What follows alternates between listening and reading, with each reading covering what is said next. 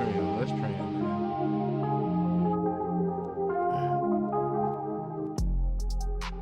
And them saying the things. Is that why y'all kept leaving them on stage during the tour? You know, you went through these issues. Well, publicly, we saw you go through issues with Baby. We saw Wayne go through them. We heard rumblings and other crew members and them saying the things. Is that why y'all kept leaving them on stage during the tour? we all trying to figure out, like... Nah, bro, some of that was like AI, man. Some of that was some bullshit, man. Like, that wasn't, AI. Bro. And I'm gonna just clean that up, you know, right here, right now, man. Baby was not asleep on stage, man. You heard me? Like, we just gonna get that out the way. You know what I'm saying? The homie was looking at the teleprompter, and you know, when you do them big arena dates, right? You know, and even if you got a nice show in a long show, right? So you gonna have the songs and the lineup, you know, taped to the floor, so you would know what's coming up next, so you could set the song up properly, right? And it was a big timer segment of the show, you know, that was coming up. So he was looking down to you know, see where we was going next, so you know he could be on point. And I just think he got caught, you know, from a bad angle, bro. You heard me? And you know, they rolled the big homie out, man. Like, but we got a good laugh about it. You know, we joked off it, like it was all fun, it was all games. It ain't do nothing for real, but you know, hype it up, you know, for the next one. And the show's still been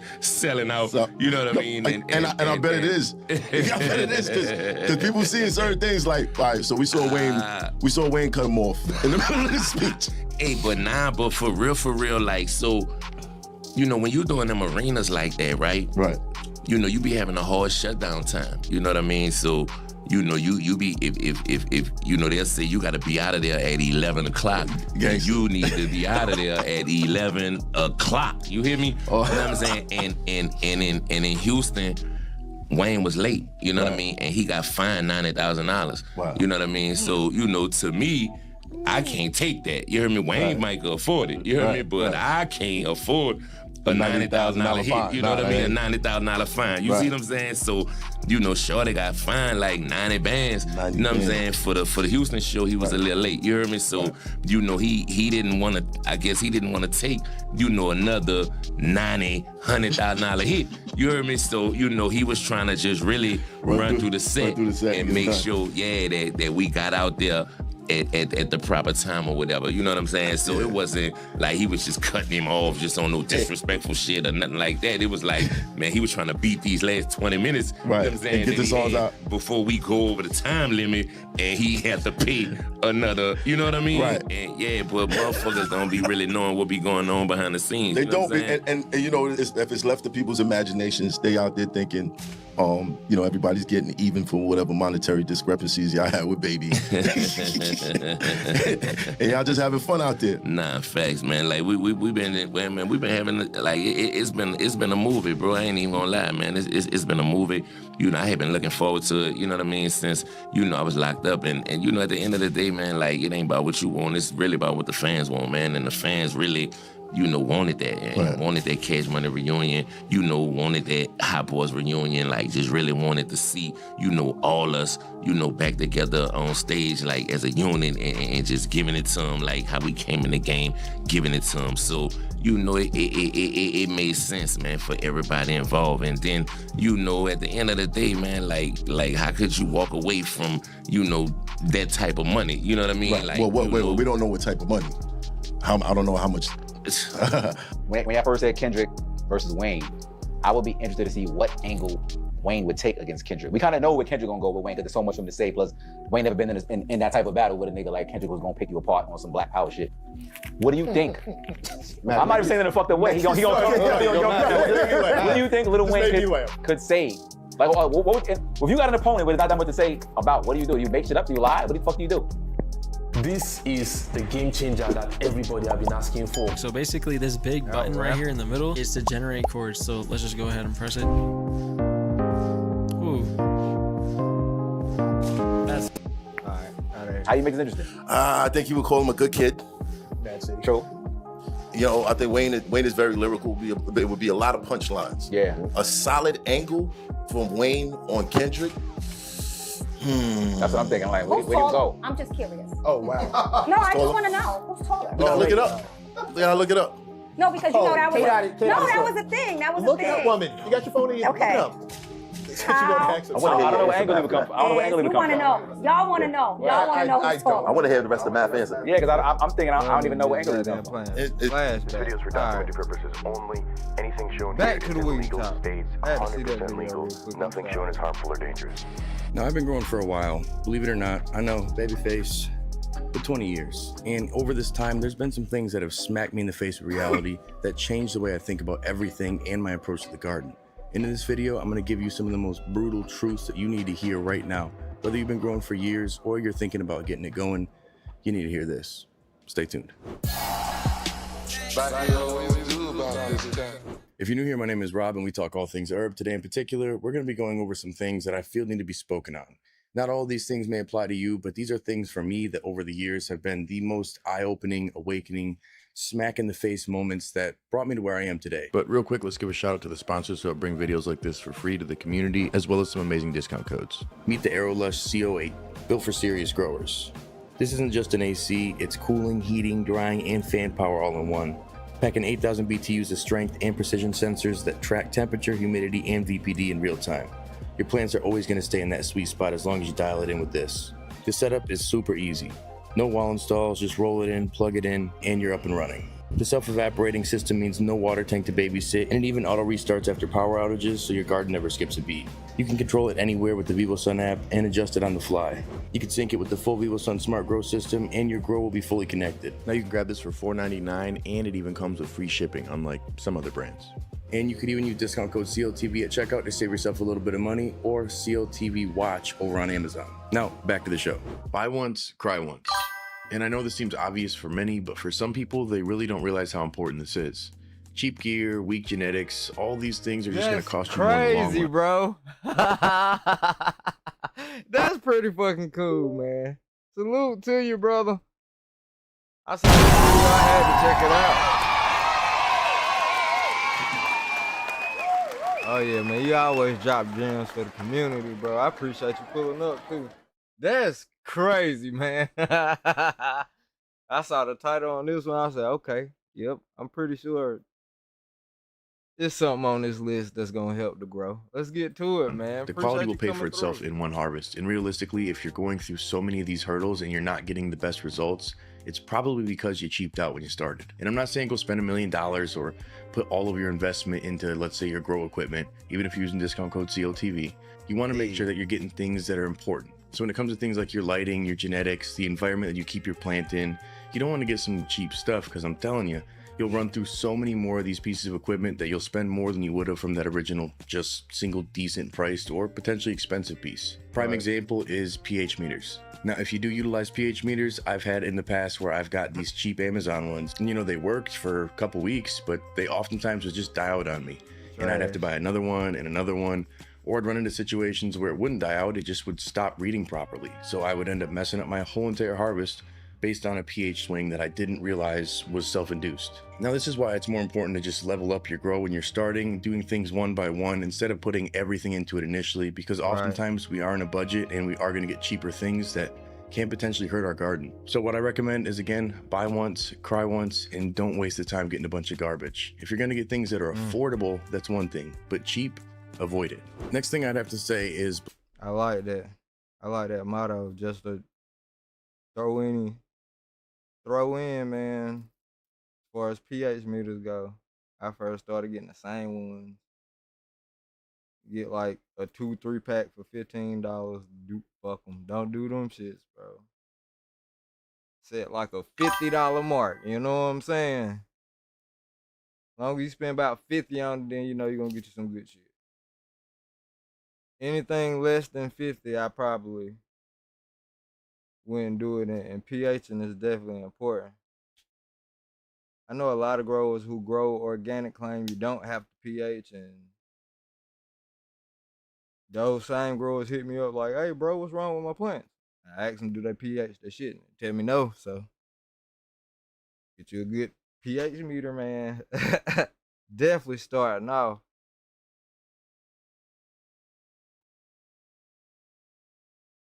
Hey, man, take it easy, bro. Take it easy.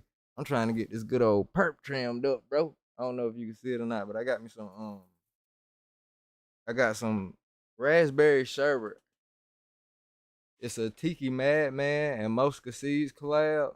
They crossed up some raspberry boogie. And this purple is, oh my God, super purple, earthy, musty. You know what I'm saying? We got that musty, like, good stuff, man. Got some good shit going on. Definitely appreciate you coming through. I know you got some fire growing over there. I'm gonna go through the channel, see what was the latest update. But yeah, man, stay up, brother. Salute to you. I just got the kids in bed myself. School just started Monday? No, school just started yesterday, so I'm trying to get back adjusted to the school dad flow. But yeah, man, I don't want to hold you hostage, brother. We taking it easy, man.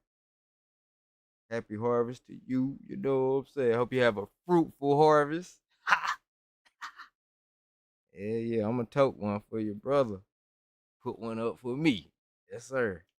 Miss B in a building. How you doing, beautiful? How you doing, beautiful?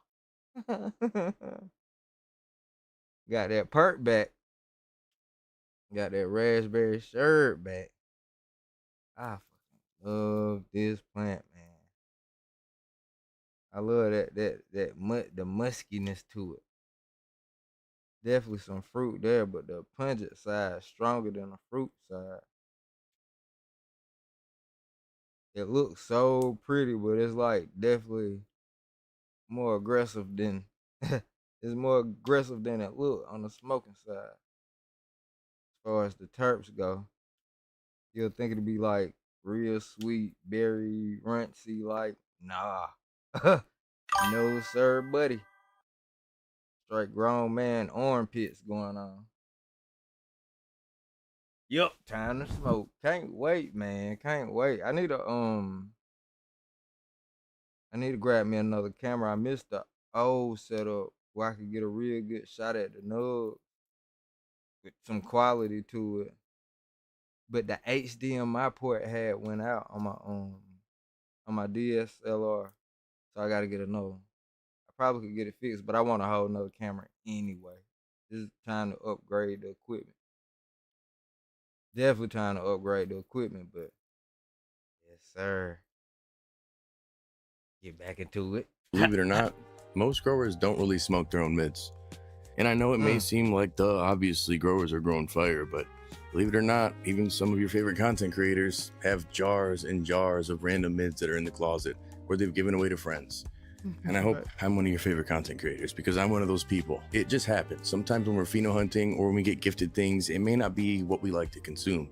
And when you have as much that you're growing that gives you more of a plenitude, it's easy to just put aside stuff that you don't like. Right. So in most cases, if it's a flavor that I'm not into or something lacking flavor, it'll sit for the extra long cure and oftentimes be gifted to people who aren't as picky. And some people would say that this is just being a weed snob, and others would say it's just knowing what you like and not wanting to waste your lungs. And in my case, I'd say I'm the latter. But, you know, that's just my personal preference. I'd say if it's something that you don't want to grow, cull that thing, get rid of it, and make sure that you're spending more time on pheno hunting. Hype strains don't always equal keeper cuts. Now, that $500 clone or that $250 pack, it may not necessarily be worth it. And I've been there before where I followed the hype and I thought this is going to be the absolute keeper. But sometimes for your particular environment or your particular palette, this could be a complete waste. A lot of people get tripped up over names and they really think that they got to have what the best is and keeping up with the Joneses. But the best is always subjective. Now, of course, if you're catering to the market, you may want certain genetics that are more popular and others that maybe aren't as well known, depending. They may be cuts that are highly sought after, but they may not be ones that'll do well in either your market or in your garden. So sometimes you really need to consider how much you're going to spend to get these genetics. Oftentimes, I like to run genetics 2 times before I think I'm actually going to keep it or cull it. Sometimes, you know, right away the first time if you don't want to keep it. But oftentimes before I really want to keep something in my garden, I'll at least grow it 2 times. So just remember, sometimes those hype genetics are not always worth it. You got to try it out for yourself and see what works for you. Next truth that needs to be heard. Not gonna fake, one of my favorite strains, like one of my top 3 strains came from a $30 pack of beans. Yep, one of my favorites, Bubble Run. Oh my God, I'll never forget it. Bubble gum, dank, floral, little sweet, heavy on the dank, super heavy on the dank though. One of my favorite strains, man. That shit came out of $30 pack of seeds. Salute to Taste Buds. We sponsored with them now. Is you're not getting too many seeds. I'm not getting too many. I know I got all these from Seedsman. Hey, use code I Love Bud at Taste Buds. My good buddy Face, she from the UK. 2 things you'll know for certain. You'll have something that a lot of people won't have because the breeder, she's from the UK. So gonna get something that's out of the pretty much non-domestic. So we're gonna have that part covered on the exotic end and the flavors. She definitely coming with them flavors. So yes, sir. Check her out. Tastebuds.com. Use code I Love Bud. I always forget. Big shout out to you guys. Discount code CLTV for any genetics you want over there. And I know I'm putting out some right now myself, and I've been working on so many, but more and more we keep getting the worry of potential government takeovers and the farm bill changing or rescheduling and things that make me fearful of potentially losing genetics. Now, does that mean you need to go out and buy a bunch of genetics? Absolutely not. But what it does mean is that you should potentially learn about self-breeding and maybe self-pollinating some of these genetics. Working for a male with good pollen that you could work with along with some female keepers, or potentially STS spray and self-pollinating. These are things that'll keep you in a plentitude of genetics for years to come, and you won't have to rely on even the seed banks, or if things do get weird, losing your genetics. Consistency outweighs skill, and it does every time. I know people who can get one really good harvest, they could train a plant very well for competition or for the internet, but when it comes down to actually having consistent perpetual harvests that are quality, oftentimes it's their consistency that's lacking. Now, it doesn't mean they don't have the skills, it means that the consistency outweighs these skills. You'll see people who are novice growers who just do the basics, who essentially let the plants just grow and give it the bare essentials, honestly do better overall with harvest per year and the overall quality. And this, again, leads back to the consistency. They're in there on a regular basis, maintaining the same consistent SOP, and they're doing everything that they need to do right. They're not trying to do fancy, crazy things to maybe show off for others or try to make their grow look bigger than it is. They're oftentimes just doing what works best. And these are things that are repeatable and have proven to work for them. Now, when you think about it, a lot of people who have been growing for a long time have developed this SOP, or they've developed a process that works very well for them. And oftentimes people who have true skills will develop even more skills over time with consistency. But if you're just diving into it with some basic stuff you've learned on the internet and you think you're gonna knock it out of the park, maybe one fire harvest, but it doesn't mean that you're gonna be able to consistently do it.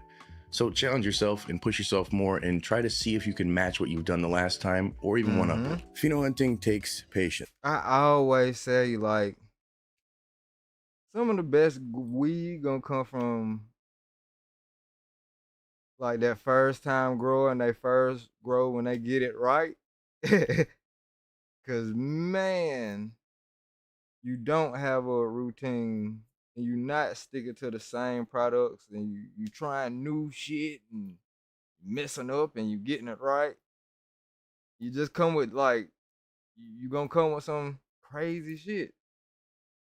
My first couple of grows, man, Jesus. I still like at this point, at the mark I'm at now, I'm trying to catch my first couple grows. Getting them right. The first time I jumped out there with autoflowers and damn near burnt them up. I ended up with some good ass weed though. Like, it still smoked amazing. So after that, I knew I was locked in. Then little bit by little bit, harvest started getting bigger. Grows started getting better, but immediately after that first one, the quality was crazy. It was a combination of getting lucky, getting gifted good genetics. My homeboys had threw me good beans, man. Like bro say, being overly attentive. I'm probably giving the plants more CH2, like CO2 from me than I could ever put in the tents, because I'm over them all the time, living with them shits. And now my routine, damn near about the same. After I learned how to grow some fire, I've been doing the same shit, bro. But I'm still willing to learn, though. Definitely still willing to learn, check out some new techniques. And I want to get in the aeroponic. definitely want to get in some aeroponics, man, some auto pots. Buy myself some more time. I say that shit all the time. I keep stressing it, but I just gotta learn how to do it. But the thing is, the reason why I ain't in a hurry, cause it's like I'm just now getting this growth style down pat. I'm just not getting this organic style like exactly how I want it to. And got a couple that grows up under the belt, start to finish, no deficiencies at all. Real good bud. Like as far as the technique, I got the technique exactly how I want it. Now I just gotta find some more fire ass genetics again.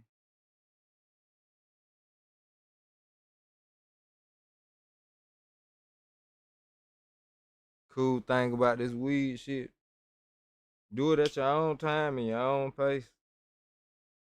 I can learn tomorrow, I can learn next year. As long as I keep me some motherfucking fire on deck. That was the goal.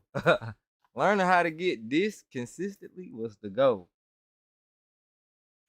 And this is something that seems obvious, but I'm telling you, when it comes down to it, popping 5, popping 10, that may not be enough. And it's not saying it's not enough at one time. It's just more saying that it's not enough in general.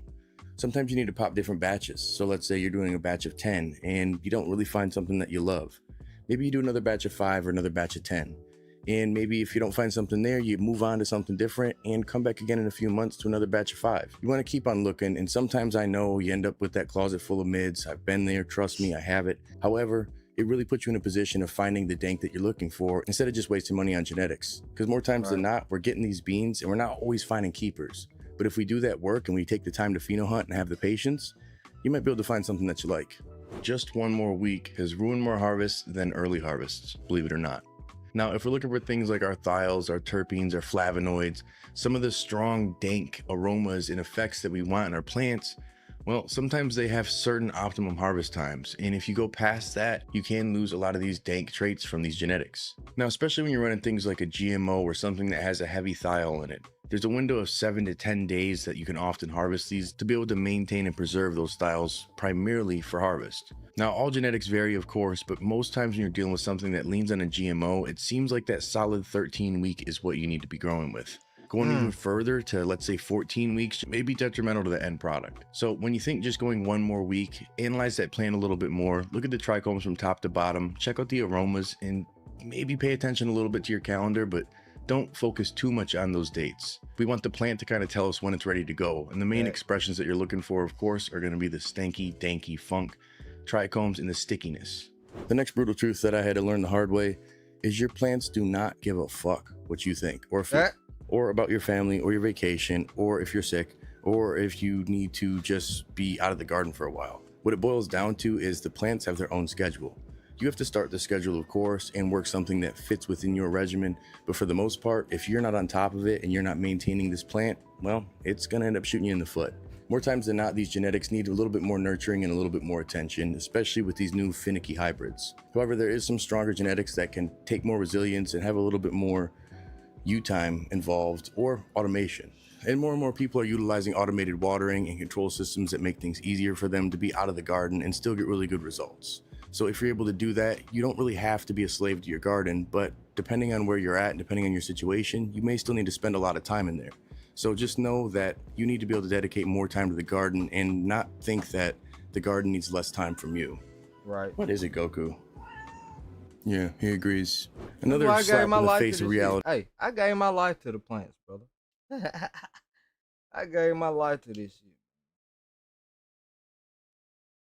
I didn't realize how much time it would take, but I don't think I regret it at all. I honestly don't think I regret it at all. It changed my life for the better, but yep. Just think about the time that you gotta dedicate to it. I gave my life to this shit. That I got was burnout. Burnout is real, and getting complacent also is as well. Sometimes you get to a point where your harvests are so automated and hands-off and predictable that it just kind of becomes rinse and repeat and becomes boring over time.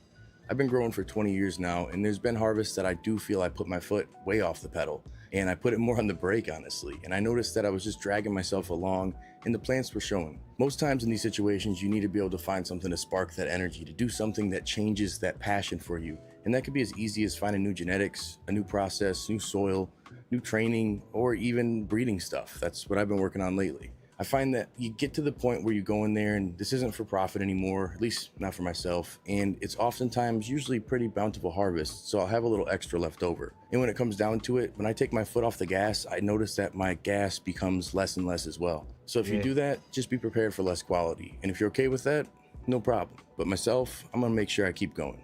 And last but not least, shiny object syndrome is a son of a bitch. Man, I have bought so many dumb things over the years that, you know, I could have probably just made or that had some value, but honestly just really was not worth that price point. And when you do that, you run into the situation where you have a whole room full of random junk. You want to get rid of most of this shit, but half of it's been used or no one around you grows, or you don't want to pay for the shipping to send it out. So you get to the point where you have a bunch of random shit you don't need. Sometimes these things are valuable and useful and they can be advantageous in your garden. And other times it's a complete waste of time and money.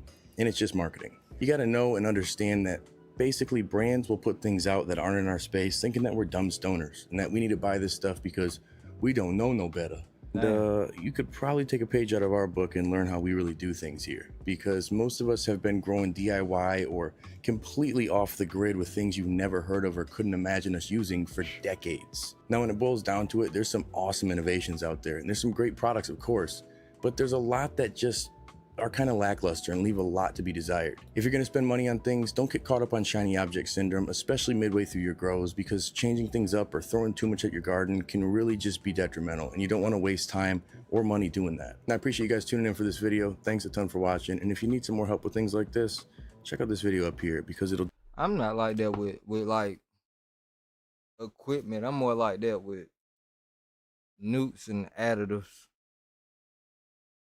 Anytime they tell me it's gonna add more flavor, more yield, more trichomes, I'm like, give me that shit. Hell yeah. I'm definitely like that with additives, newts and shit like that. Sugar and shit like that.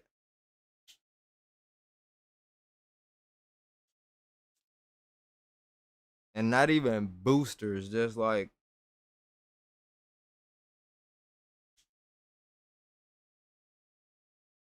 anything that I can add that won't burn the plant. Throwing that shit in there.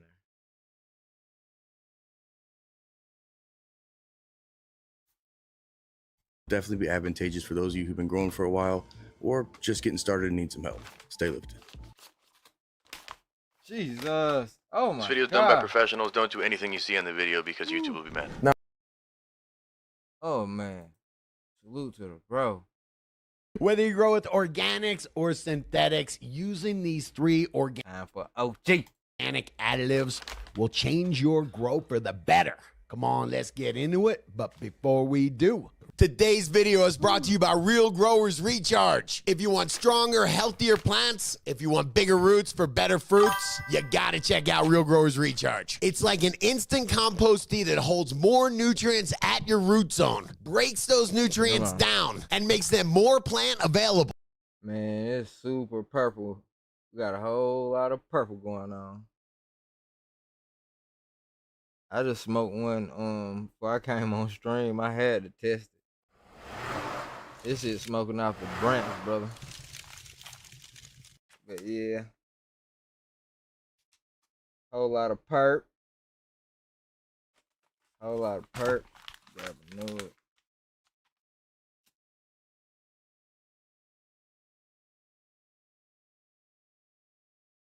Super purple, bro. Oh. Damn, leaves falling off the bitch, but yep. Raspberry sherbet, man. It's so good, bro.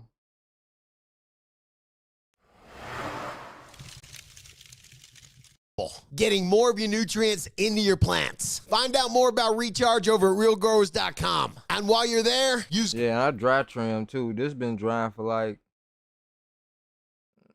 I say 12, 13 days, not a full 2 weeks. Maybe right at 2 weeks. Coupon code Scotty420 to get 20% off your first order. Now let's get back to the show. Come on, Hasi, you ready? Yeah, man.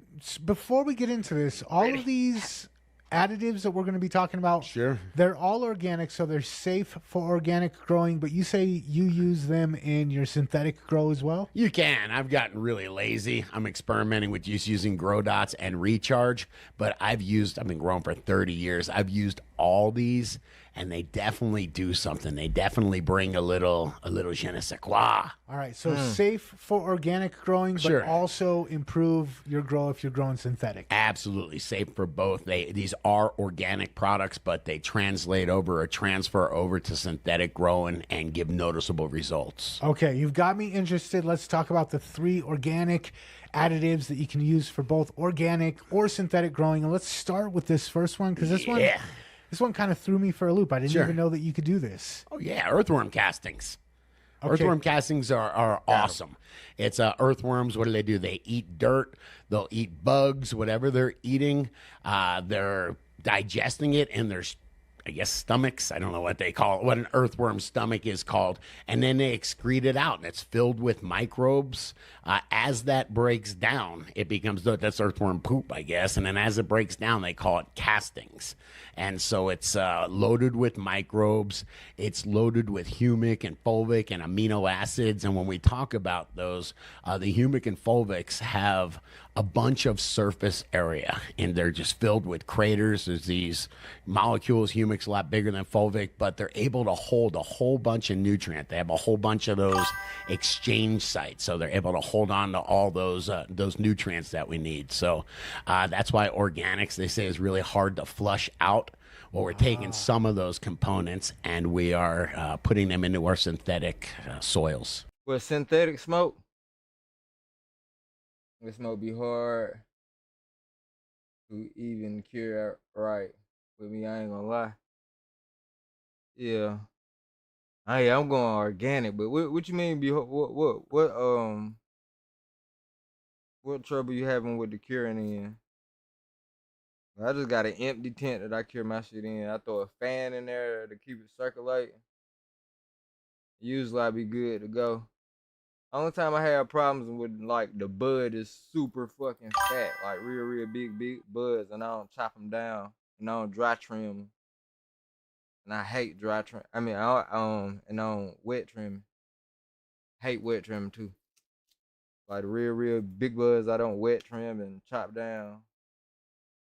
I always be a fucking headache. Other than that, though, yeah, man. Oh, this when you smoke early. Okay. Shit. I think that really be depending on the strain. I've had some strains that I can't smoke right off the branch.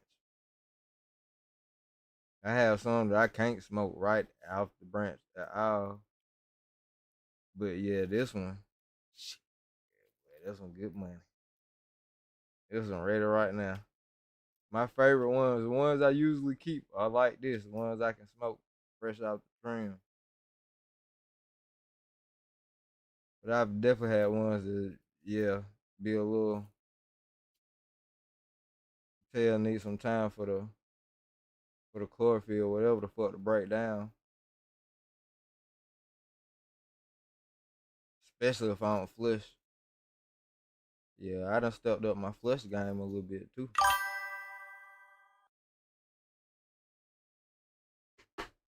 So it's earthworm poop, basically? It's composted earthworm poop. Yeah, and you do have to watch out. First off, these are loaded with microbes too. That's a huge advantage. What got me to recharge and soil microbes was trying earthworm castings just an inch on the top of my pots, watered it in. I'm like, whoa, what's going on here? And it was microbes and the humic substances in there that were increasing the nutrient of. I'd rather have that than the opposite. I done had some weed that smelled crazy, smelled like it was gonna be the best shit ever, and you roll it up and hit it, and it straight flat. And you don't smell, don't taste nothing. Like in the bag, in the grind on breakdown, I'm like, oh, this shit finna be super gas. And hit that shit on, be nothing. availability, and then the cation. Not even spray down weed either. Like I know spray down weed be like that too. Oh shit, what happened?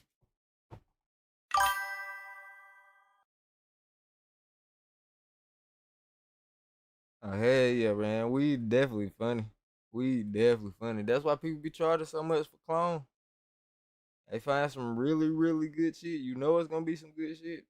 That's why people be charging an arm and a leg.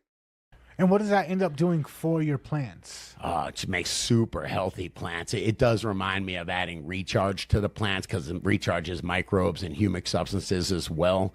But I'm watering it virtually right now. But it just the same thing. It increases overall health, makes it easier for the plant to uptake nutrients. Those nutrients stay chelated and they stay in a plant available form. So yeah, it's good stuff. Okay, and you've told me that you had actually bad experiences with earthworm castings before. Can we talk about that? Yeah, you can get these. There's some homemade earthworm castings you can do, just like homemade compost. That you can buy castings from all over the place, and I've gone and seen them. I've seen them not totally decomposed before. I've seen them with just, this is earthworm poop, basically. So fungus gnats, usually nothing worse than fungus gnats that I've gotten from earthworm castings. But yeah, it definitely comes with some fungus gnat larvae sometimes. So just remember, it's a living compost. Hey, one more thing with castings is make sure to get good quality castings. Heat will destroy or hurt these things. If they're sitting outside on a pallet, it's 97 degrees here today. A lot of the microbial life is probably diminished in there. So get good quality castings. Support your local grow store. Okay, cool. Let's jump into the next organic additive that you were talking about today. Sure. Come on, let's get into kelp. Kelp, okay. Yeah. Bro, the smell from this weed is kicking my ass, bro. It smells so strong, man. Shit. I'm sitting here getting I definitely smoked one before the stream. I'm feeling it too. I'm on the last leg of the high. I'm still like ascending, but it's getting slow. And the smell from the weed, I feel like it's boosting my damn high. I need a break. Damn.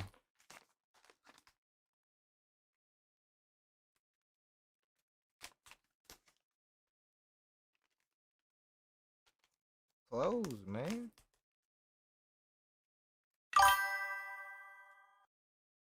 I'm so damn high, it don't make no sense right now. You laugh, I'm serious. I'm hanging on by a string. Yeah, I'm telling you, bro, that's what's going on. This fucking, it hit my stomach right quick. Like, fuck. I caught a big ass whiff of that shit. Trying to zip up the bag, little air came out like whoosh, extra kick in the face. Shit, one bag in. Fuck. Oh, Dios mío. And I still got so much fucking weed to trim, dog. I got 2 more purple prants. What the hell is a prant?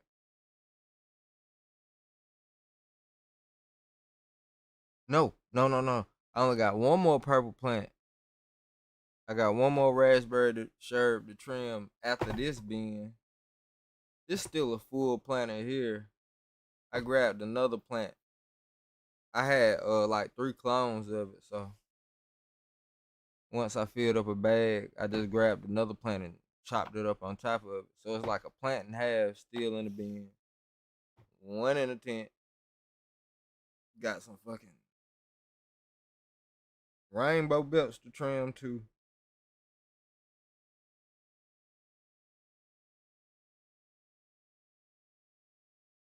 And 1 of my peach crosses, and I don't know what I'm gonna call it. I ain't smoked it yet.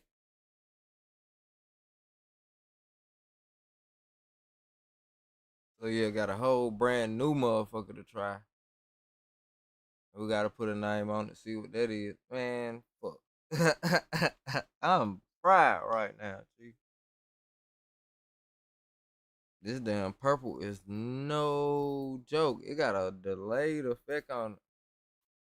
And it's like, while you smoking it, it tastes so good, man. That dank, that mustiness, that little bit of fruit, bro. That shit is so good. You gonna smoke it until it's gone. But fuck. I'm gonna get some good quality pictures up in the next grow update so y'all can see this shit. It's damn near white cause of frost. It's frosty as shit. And you can feel all that. You can feel the frost on this shit. Have I tested my stuff yet? Yes, sir. Right before the stream. Right before the stream. Yes, sir. This shit is amazing. This shit is amazing. Right up there with the I got some Rude Girl right now that's pretty fucking amazing. I love that Rude Girl. And I got some what else? What the fuck else is that? What's that other one I got that's really, really good? Ooh La La. I got some Ooh La La. That shit really, really good. This is my own crop. That shit amazing right now. Ooh, alright, yeah. I'm finna man, I'm finna lay down and go to sleep. Try this shit again in the morning, man. Yeah, we're gonna lay down. We're gonna get back to this in the motherfucking morning. I keep trying to trim. I'm gonna pass the fuck out. Good night, everybody. You know what I'm saying? I hope everybody have a successful growth, fruitful harvest. Take care of your plants so they can take care of you. You know what I mean? That's the moral of the story. Salute to the guys, man. Salute to the OG Scott over there. Salute to my boy Rob from CLTV, man. Appreciate you coming through, showing love once again, brother. Salute to my bro Macho Grams. Y'all look out for Dun. Look out for my bro Dun Kicks. He growing. He got his thing going over there, man. Need y'all look out for him. Salute to my bro Joe Dirt Exotics, man. J Dirt. I talk Joe Dirt. Salute my boy J Dirt Exotics, man. Yes, sir. Whole bunch of good guys in the game, man. Looking forward to meeting everybody. Shit, swapping good genetics, being or at least some good information with everybody. And I'm learning how to ship out clones too, cause I just re-vegged this. I got 4 clones of this. I'ma mom it out and clone the fuck out of it. Y'all gotta try this shit. This purple shit crazy, bro. And I don't even think they got the beans for it anymore. It was a collaboration, so I'm pretty sure once it sold out, it's gone. So we working with some motherfucking rare. We working with some rare loot over this bitch. Some legendary rare loot. Some epic rare loot over this motherfucker. And I definitely need to clone it out. I want y'all to check this shit out too, man. It's really good. Sticky as the fuck. I wish I had a little bud so I can show y'all some hang time. It got crazy hang time. This shit so it's sticky as the fuck, man. Sticky, purple. It got the bag of it got everything going for it. Definitely got everything going for it. Only thing is it's just a little finicky like flower. It get it don't like heavy nutrients like flour. You could go ahead, run her out, flush her out, around about like week 6. Around about like week 7, you can go straight pH water and she gonna be perfectly fine. Finish in between week 8, week 9. I wouldn't go no later than week 9. This motherfucker's a beast. This shit is a beast. My boy CP3, appreciate you pulling up on me.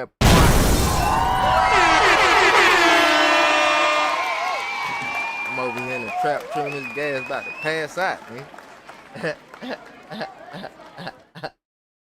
Say this what you need to learn with shit, boy. We finna be on it. We finna be on it. Turn the notification bell on, man.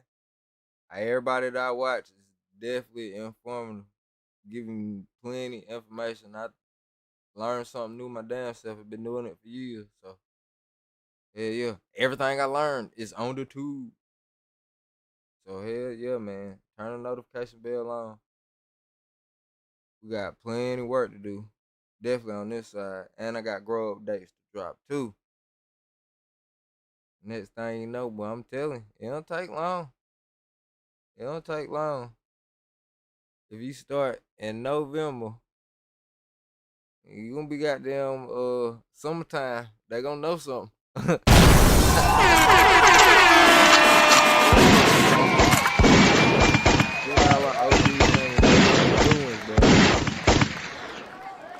I ain't joking, boy. I'm high as a motherfucking fool. Trying my best not to pass out. I'm gonna catch y'all tomorrow though. Tell him, Cooter, man. Turn me up, man. Ron in here. Miss Chicago in here. I be me. South. Melody. Get it, get it, get it, get it, get it. Hey, hey, let's go. Get it, get it, get it, get it, get it. Hey, hey, let's go. Get it, get it, get it, get it, get it. Hey, hey, let's go. Get it, get it, get it, get it, get it. Hey, hey, my girlfriend a asshole. She throw that shit like Flacco. All still behind the curtains. I'm in for the taco. I got money on my mind, so really I can't sleep. Good thing, babe, open 24. I went out to eat. Your girl don't meet my standards. I'ma pass, I'm CP3. Yeah, seen this girl on the Discovery Channel last week. By myself, cause she get deep. Might just woof up on the sheet. Ain't no talk, these niggas talk too much and I'm up when they sleep. Yeah, fuck all that flexing, these boys full of extras and acting like hoes. As soon as you question them feminine traits, these boys be so jealous. I fly on these niggas, white out my propellers. Yeah, no, they still top rank.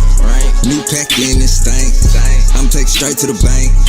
Tobey fits me a drink. Port nigga know it's MOB. High as fuck at the TOP. Tobey need a little TSC. Running RL lights, but I'm still on the creek. Lately I feel like the MVP. Bounce back from an L on a winning streak. Shit get quiet when it's time to compete. They got started, I ain't hit my peak. My girlfriend a asshole. She throw that shit like Flacco. All still behind the curtains. I'm in for the taco.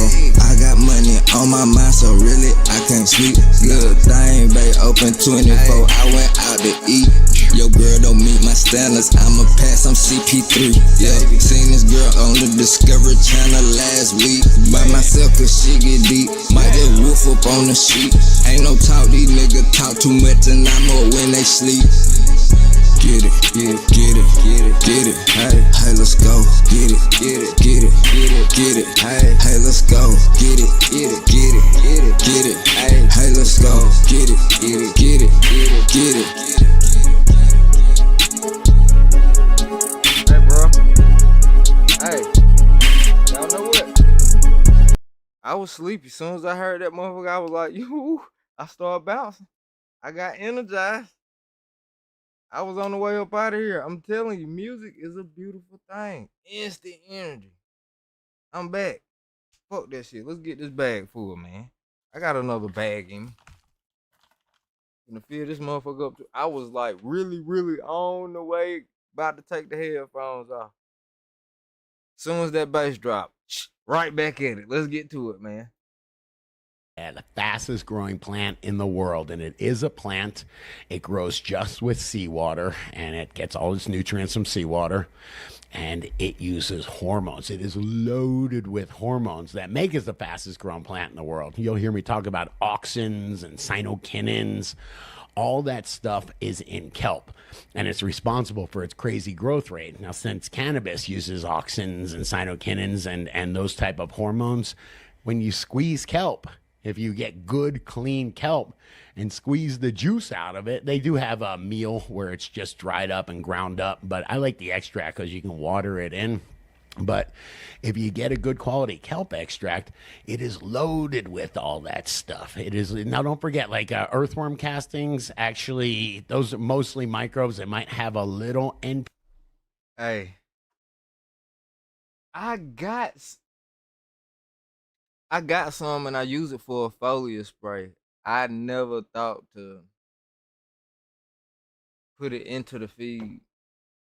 PK to them. These are not main building blocks of food. These are additives. So it's the same with kelp. We're not using it for its, you know, its built food, you know, macronutrients. We're using it for the hormones, basically. Yeah, the stuff that's not listed on the label. And it transfers over. You water kelp in, and all of a sudden you come back and your plants are stronger. I mean, it's a hormone. I'm trying to think, like, if you get a hormone shot, you come home, you feel different pretty fast, right? I've never gotten a hormone shot. Me neither, actually. I imagine you do. Okay. So I can just go out to Long Beach, grab some kelp, and start adding it to my cannabis grow?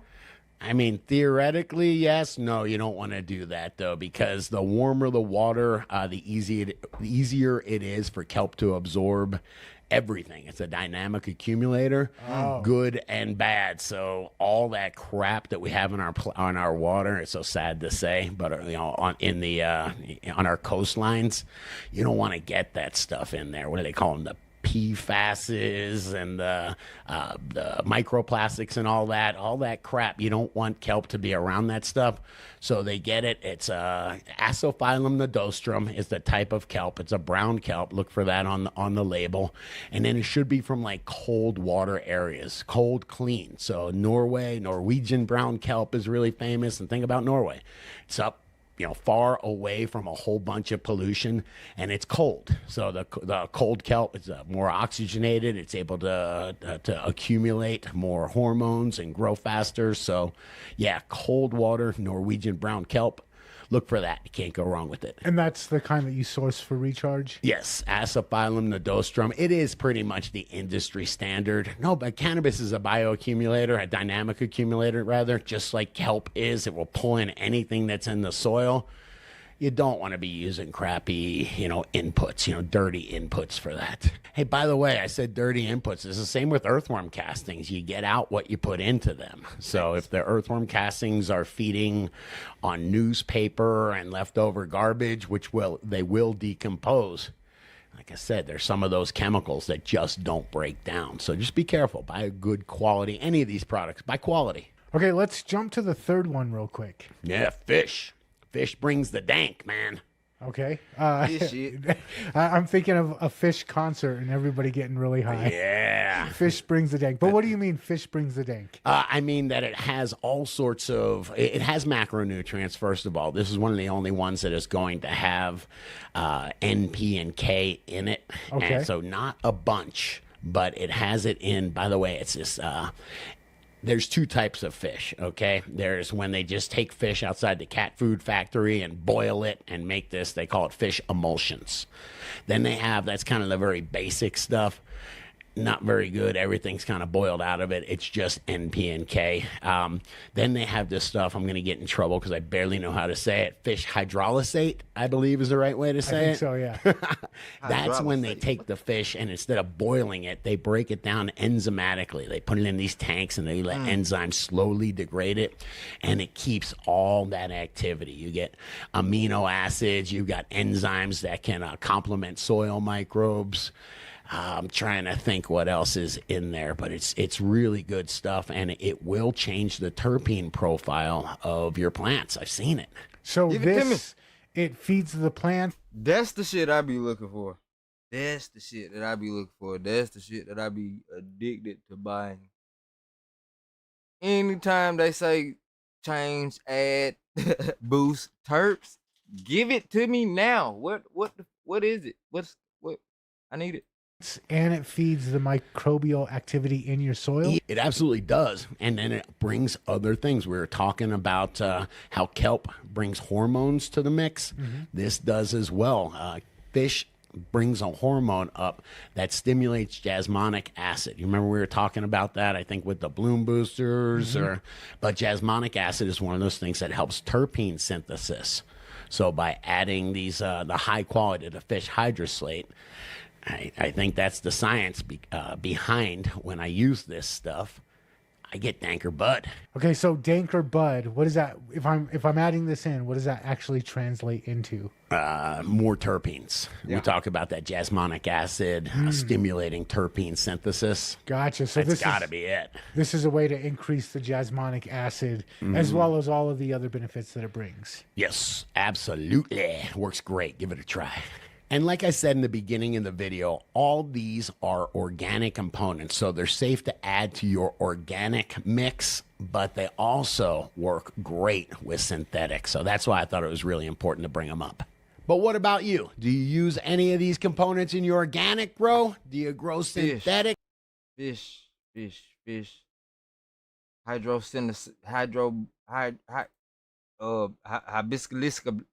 That's why I thought it was really important to bring them up. But what about, and like I said, too, more stuff, hydroslate. Fish hydroslate. Okay, Google. Look up fish hydroslate. Yeah, bitch. Hydra can refer to a small freshwater organism found in aquariums. Oh, Dios mío. That's not what the fuck I just asked you, G. Don't worry about it. Put that shit in my notes.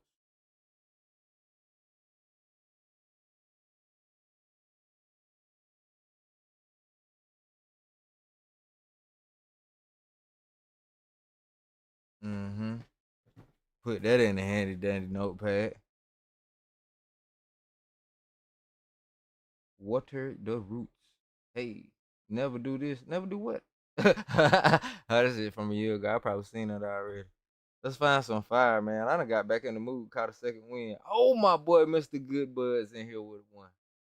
Let's go. What's the deal, YouTube fam, man? The Nana's #3 limited film drop is live, baby. It is live, man. Go to goodbudsgenetics.com and go ahead and grab you a pack. They got 5 packs. We got 10 packs. And every single pack comes with 2 free Pili Chimera F2 seeds, man. I'm telling you, you already know that's going to be fire. Giving them away for free, bro. We got the banana cherry colada, golden glue, and going bananas, man. Don't miss out, man, because this is some shit that is going to go quick. Let's get it, baby. What's the deal? This your boy, Mr. Goodbuds, man. Make sure y'all check out the Mars Hydro FC 8000. And let me tell you what's cool about this shit, bro. For as long as I've been watching, it's like seeing different growers and what lanes or what avenues they go down with they career. Some guys turn into breeders. Some guys build dispensaries, open up business. Some guys just keep growing and going, like, you know what I mean? It's just funny to see people start from learning how to grow and then where they elevate to it and where they take it. Like, I don't know, like my bro, Nacho, well, Macho. Fuck, like Macho. Birds grow, learning how to do the shit. Now this man hitting grow cups, chilling, rubbing elbows with the big dogs. This shit cool, man. Evo series, period, man. The new Evo series boasts the LM301H Evo chips by Samsung, which boosts the micromoles per joule per diode by 3.14 micromoles per joule. This boy is a beast. You can also add the UR45, which adds and boosts the spectrum of UV and infrared, man. This thing is truly a beast, and you can use the IR on anything, any of the FC series, man. Make sure you use my discount code GOODBUDS. Go over to Mars Hydro website and check them out, man. And don't miss out on the crazy FC Evo and the LM301 diodes, man. Them boys go crazy. 301H, boy.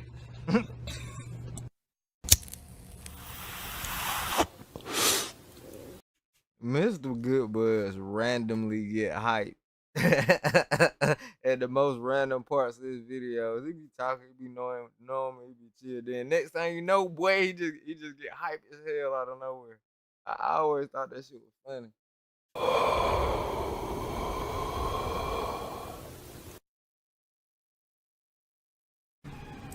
Hey, This channel is mostly about weed, so if you're not 18, then you probably shouldn't be here. If you are, cool. Before we get started, if you could like this video and subscribe, that's the biggest thing you could do to help this channel, and I greatly appreciate it. Let's get started.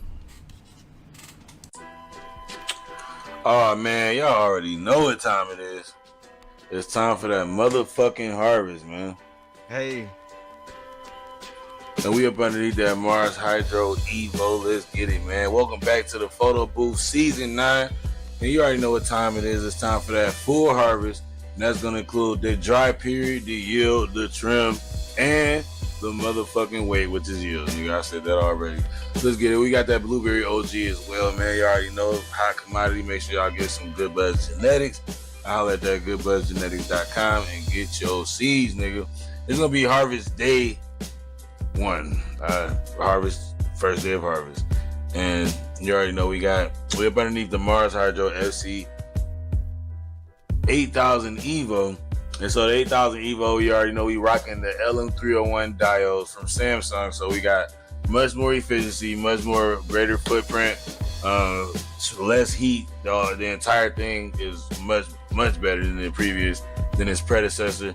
And as you can see, man, we got some really nice looking phenos up underneath this light with these 4 blueberry OG phenos. As you already know, this is one of my own personal strains, crossed from blueberry runts and OG Kush, and it's an F2, so it's actually the 2nd generation. So you already know that's why this shit's so fucking fire, man. We put a lot of work into it, and one thing I'm most proud of is the purpling, dog. Look at the fucking purpling. Like, every plant got purpling, dog. I'm telling you, every single one of them. And it even get crazy when we talk about some other strains that I created, but we're not gonna get into those right now. Of course, I'm talking about the banana cherry colada. But let's get into this harvest, man. So as we harvest, so this pheno right here, it was the one that pretty much flushed really fast. Let's take a look at the rest of the phenos. There wasn't really nothing special to see there. But some of my favorite phenos right here, like pheno number 3. This pheno right here, man, really fucking fire.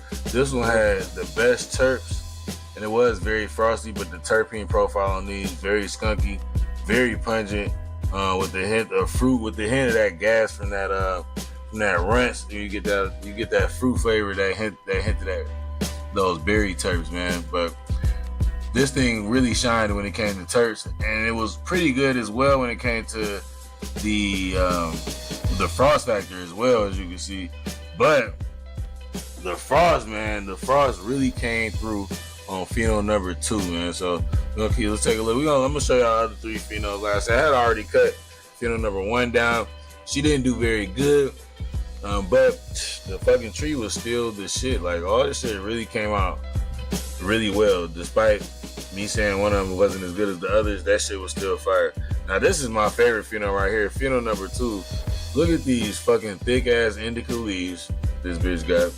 You know what I'm saying? Purpling all through the buds. The terps is crazy, but the terps not as loud as pheno number 3. But the frost though, my nigga, the leaves is frosty, and I love the purpling on the leaves and the bud. Like, it's just, this whole plant was just straight sour. I'm talking about, this was some straight top shelf, like the best. This is the best pheno out of all the phenos when it comes to bag appeal, when it comes to the density of the bud, when it comes to the yield, when it came to the terps and the frost. Like, it had it all. Like, the terps was pretty good. It wasn't as good as 3, but they're good enough that I would have picked this as the keeper. And I actually wanted to keep both of them, but as you know, if you ain't followed me on the gram or on X, we was trying to revenge these 2 girls, pheno number 2 and 3, and it did not work out. And then pheno number 4 actually had crazy terps too. The only thing that I didn't like about pheno number 4 was that the bud structure, the bud wasn't as thick. It wasn't as dense, I should say. It had thick buds, but it wasn't as dense. And it kind of was deficient, as you can see. Even when it was flushing, there was a lot of deficiencies. We had a lot of, it looks like potassium deficiency. We started getting a nitrogen deficiency really early. It even looks like it went CalMag deficient faster, like during the flush, and stuff like that is going to affect the bud. pH lockout. Especially when it comes to density, and the density is going to affect your fucking yield. Like, niggas don't understand that density equals more weight. Like, if I take one bud, and they could look the same, but one bud is very dense and the other one is not. It looks the same, but when you break that bitch down, one of them is going to be 3 blunts and one of them is going to be 1. That's how that shit works. So we got everything turned about it here. We put 4 days in the herbs now. Yes, I still use the herbs down. Stop fucking asking me. That bitch gonna get used until that bitch dead or I'm dead. That bitch is the truth, nigga. I wouldn't lie to y'all 100. This bitch, I wouldn't put a pound of weed in this bitch if I didn't over and over again. This bitch wasn't the truth. Stop asking me. This bitch the truth. Get you one. Become a believer. I didn't even believe in that shit when I first started growing. When I first tried it out, I didn't think that shit was gonna work. You think I'll still be using it? That bitch is the truth. And to pair them together with the grove bags what too. What the fuck is this? Now the grove bags, then put. Yes, I still use the herbs down. It's dense and the other one is not. It looks the same, but when you break that bitch down, one of them is gonna be 3 blunts and one of them is gonna be 1. That's how that shit works. So we got everything turned about it here. We put 4 days in the herbs now. Yes, I still use the herbs down. Stop fucking asking me. That bitch gonna get used until that bitch dead or I'm dead. That bitch is the truth, nigga. I wouldn't lie to y'all 100. This bitch, I wouldn't put a pound of weed in this bitch if I didn't over and over again. This bitch wasn't the truth. Stop asking me. This bitch the truth. Get you one. Become a believer. I didn't even believe in that shit when I first started growing. When I first tried it out, I didn't think that shit was gonna work. You think I'll still be using it? That bitch is the truth. And to pair them together with the grove bags too. Now the grove bags, nigga. The grove bag's been a game changer just for one. Only just because of the simple strength that I was won over by the grove bags just because they were able to cure. Like they really didn't have to do the best cure for me. It just had to be able to get the job done at all, because going from having 50 jars all over my fucking basement to having, 20 bags in a duffel bag, that's a complete game changer when you growing out of 5 different tents. And not to mention that, but these bitches actually cure very fucking good. And going from in the herbs now into the grow bags is perfect, because the herbs now actually dries this shit down really, really good. And I tell y'all all the time when it comes to the herbs now, one thing I like about it that I didn't notice before I got it was that it actually dries the weed all the way. And it makes it more like a drug. Like I'm not even supposed to say that on this bitch, but it goes from being a plant to something that you smoke. And it does that from being dry as fuck. And it's still different from when I used to hang dry. My shit used to still be kind of moist and squishy. No, and that shit be dry. That shit hit way better. It's way better. I'm telling you. When your shit dry all the way, it's way better. It smoke better. It tastes better. Everything about it is way fucking better. And when you got that herbs now and you dry that shit down, throw that shit in the grow bag, it redistributes the moisture that's left very evenly. And then you got you an insane cure. And I don't even cure. Like, I smoke my shit as soon as it's done. Like, you know what I'm saying? As soon as my shit is over, as soon as I trim it, it starts getting smoked. That's why y'all barely get yield videos, because nigga, the yield be getting smoked. That's my problem. That's my problem. As soon as that shit make it to the grow bag, boy, what? Burning this shit down. That's my problem right now. Before, you know what I'm saying, before the video footage is taken. And that goes to show you a lot. And that really come from the herbs now. Like, you really not even about to be able to smoke nothing straight off the stem when you hang dry. Like you can 4 days about that motherfucking machine, baby. So let's get that harvest. So first, pheno number 1, we got 97.3 grams, my nigga. 97.3 grams. Pheno number 2, bitch, stop playing. Pheno number 2, we racked in 96.4 grams. Which these phenols may not be in order. I'm not gonna lie to y'all. I'm just saying shit. That's dope. I gotta start documenting my process, cause bro, on my plants, clone and all, I ain't been getting no less than a $1.30. I think the smallest plant I trimmed this year was right at 100 grams. So yeah, boy, it's about time to get a little bit deeper, breaking down my process and the recipe so I can help y'all out. But the next plant, I don't even know which pheno is which. Next plant out of the 4. This one, man, we yielding good so far, man. I'm telling you. Hold on. Let me get a better. And I ain't even talking about larf, bro. I don't never count my larf. That'd be like 130 in a jar. Probably a whole ounce or 2 larf. Let me get a better angle. Hold on. All right, so on that third plant, we got 108.6 grams. Woo, that's clean. Stop fucking playing. I think that was actually film number 2 because that one yielded the most. And then for the last plant, last but not least, the last plant yielded us 98.2 grams. Now y'all know what that equal, right? Pause the video and pull out your fucking calculator because I know y'all niggas can't count. That's 400 grams, my nigga. Yes, 400 grams. We still got close to the whole pound. And I'm sure a lot of this shit got smoked already, you know what I'm saying, before y'all even saw the yield. You know what I'm saying? And for a whole pound, what's that? A whole pound is 444 grams or something like that. 400.5 grams, you know what I'm saying, minus a couple, you know what I'm saying, a couple zips. We still did the fucking thing. Up underneath the Mars Hydro. 8,000, baby. Let's get it.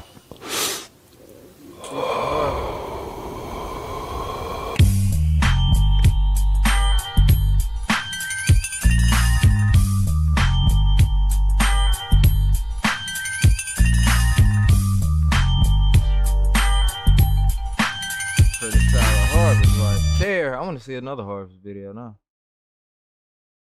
Who pulling that bud? Oh, Miss Canucks dropped.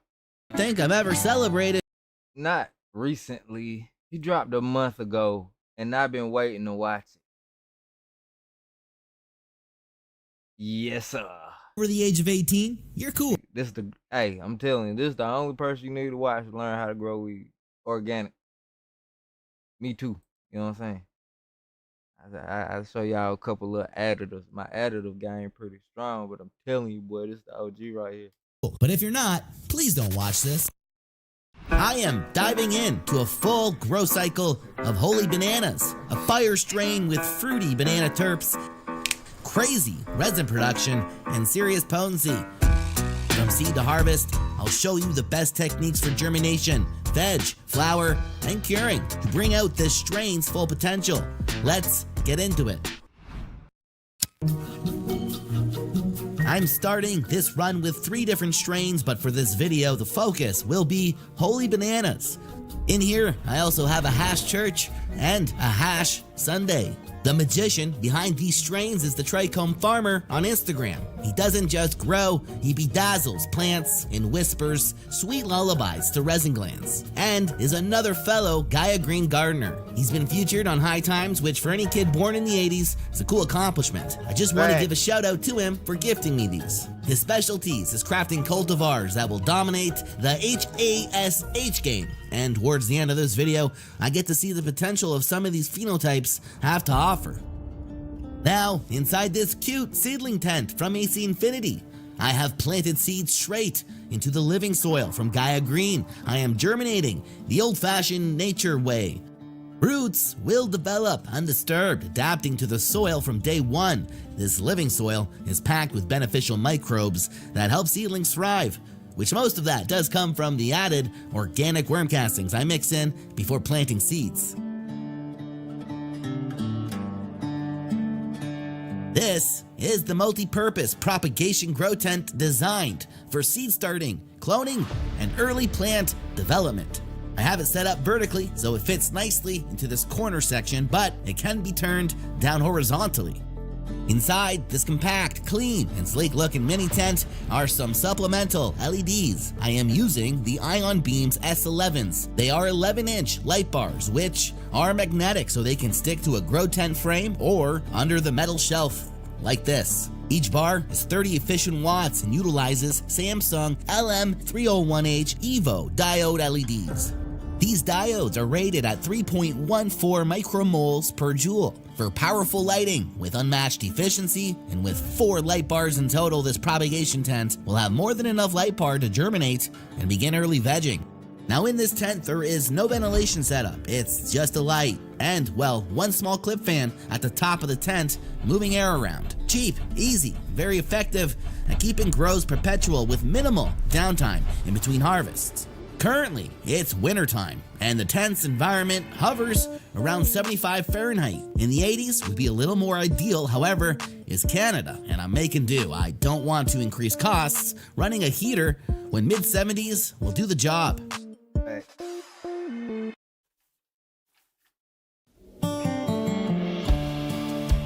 Once the seeds had been planted and watered using a pH of 6.8, I placed a dome over top of them to increase humidity and temp. This dome is going to provide the seedlings with a better environment for the beginning germination stage.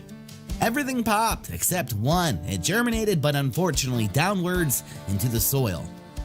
Within the first week of growth, some phenos stretched and required some support. Other phenos remained shorter and more stocky. I later found out the Holy Bananas pheno enjoyed stretching a lot through its veg and early flower stages. Very fast growing in a large, stretchy, branching plant structure. And this was an early sign of what was to come. When starting seeds in these small starter cups, typically, I will germinate and start the beginning veg stage inside them. On average, I'd say it's around the day 30 mark when I will get them ready to be transplanted into bigger pots. I just water these plants when they are dry to the touch, and the living soil provides the food the plants require. The slow release amendments don't last to infinity and beyond. I am transplanting today into bigger pots, and I will be moving them into a bigger tent to veg into bigger plants before flowering. I used the word bigger too much there. Before I even begin prepping the living soil recipe for veg, I am going to top each plant. Around this time frame, the small plants are sturdy enough to handle some training. Topping the plant by removing the top node will increase the number of top colas and simultaneously allow the bottom branching to catch up with the top plant, creating a more even canopy. I only top my plants typically between 1 and 3 times depending on how long I am vegging. And why stop there? I'll bend branches like I'm teaching yoga. I'll even go full Pilates with trellising, super cropping, or even a scrog. More light, more sights, more flowers. That's my motto. Every strain and phenotype presents different structures, variances combined with different style of growth space size, and plant counts. All these variables is why I find myself doing kind of whatever makes the most sense for the current situation, because that situation seems to change often. My first amendment is poo. Worm castings. This crap is gold for the plants. It's some of the best organic fertilizer we can use. It's a nutrient-rich micro-packed fertilizer, essential nutrients like nitrogen, phosphorus, and potassium, and a ton of micronutrients. And we all have heard healthy soils equals healthy plants, right? No? Well, now you have. Castings help improve the soil texture, meaning better root growth, improved drainage, and water retention. And every time you mix or top dress with castings or make a castings tea, you are giving the plants a boost of microbial life. Beneficial microbes that help break down nutrients and ward off harmful pathogens. And if you didn't know, castings contain enzymes that deter pests like aphids and whiteflies and help build a natural resistance to disease. And if you were wondering, no, this poo doesn't stink. A little earthy, but nothing compared to what I'm capable of. The next ingredient is all-purpose fertilizer. It's exactly what it sounds like, a balanced blend of nutrients designed to support all types of plants, including the naughty ones. Every fertilizer comes with 3 numbers on the label, known as the NPK ratio. N for nitrogen, P for phosphorus, and the curveball, K for potassium. An all-purpose fertilizer usually has a balanced NPK ratio like Gaia Green's 444 all-purpose. This is the perfect amendment alongside castings to veg plants in. Last ingredient that is a staple with every transplant is mycorrhizae.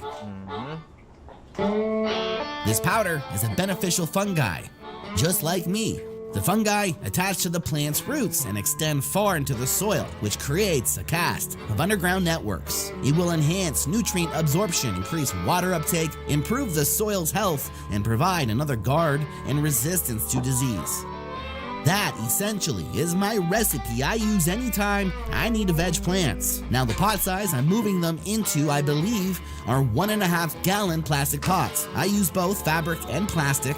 Don't see a big difference between both. Usually, I find plastic pots easier to handle for transplanting. Right. But often, I transplant into fabric pots for the flowering stage.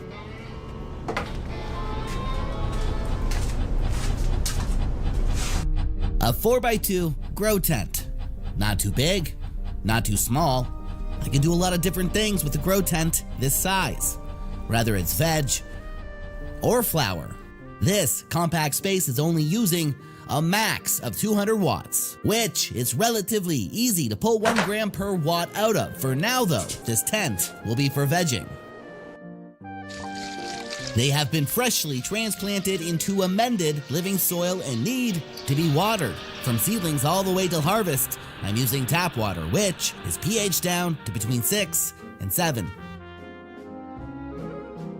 These plants will only be watered when they are dry to the touch. The goal is to water every other day, give or take. With every watering, the living soil and amendments will inoculate, and the plants will uptake the rich nutrients in the soil as they see fit.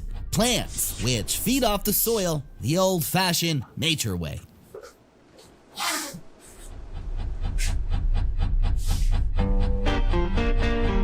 A few days have passed and the top plants are showing new growth. They are changing in structure now from the one single topping. Instead of one tall stem, I'm getting multiple strong branches. Lower branching is starting to catch up, and each plant now has 2 tops instead of just 1. The early vegetative stage is when the plants shift from fragile seedlings to strong, fast-growing plants. And right now, they have had a week or so to adapt to their new pots, and they are vibrantly and vigorously growing. Ultimately, these plants are showing signs that they are being happily fed by the living soil I mixed up. Delight is the powerhouse of growth, and inside this 4x2 tent, I have the Spider Farmer SF2000. The light schedule is set to 18 hours on and 6 hours off. This tent is being vented using a 4-inch AC Infinity inline fan with the carbon filter and a clip fan to push air around the plants. The ideal temperature range throughout veg I'm aiming for will be higher 70s, with humidity hovering on average around 55-58%. If the humidity climbs too high, I will utilize a dehumidifier to make sure it's consistent and controlled day to day.